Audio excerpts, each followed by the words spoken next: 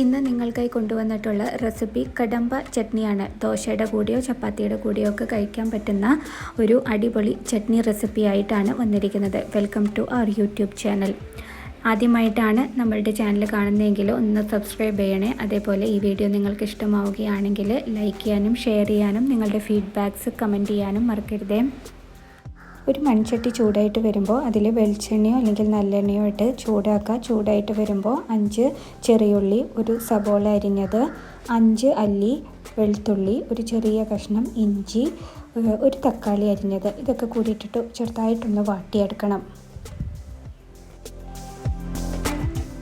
ചെറുതായിട്ടൊന്ന് വാട്ടി വരുമ്പോൾ 3 പച്ചമുളക്, ഒരു ചെറിയ കഷ്ണം കോൽപ്പുളി, 2 വറ്റൽമുളക്, ഇതൊക്കെ കൂടിയിട്ടിട്ട് വീണ്ടും നമ്മൾ തക്കാളി നല്ലോണം വേവുന്നത് വരെ വാട്ടിയെടുക്കുക. തക്കാളിയും സബോളയൊക്കെ നന്നായിട്ടൊന്ന് വെന്ത് വരണം.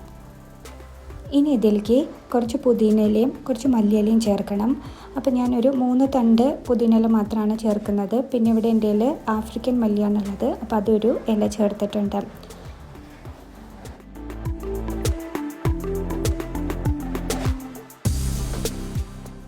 ഇനി ഈ ഇലകളൊക്കെ ഉണ്ടല്ലോ നന്നായിട്ട് ഇതിനകത്ത് വാടി വരണം. അതായത് ഇത് പച്ച പോലെ കിടക്കാൻ പാടില്ല. ഈ ഇലകളൊക്കെ നന്നായിട്ടൊന്ന് വെന്ത് വരണം. അതുവരെ ഇതൊന്ന് മിക്സ് ചെയ്യണം.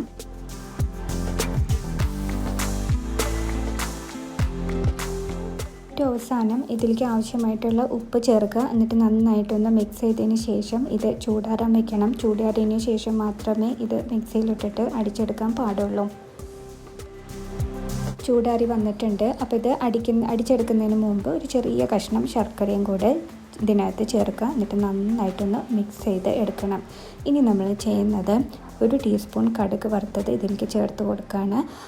നമ്മളുടെ വളരെ ടേസ്റ്റി ആയിട്ടുള്ള കടമ്പ ചട്നി റെഡിയായി.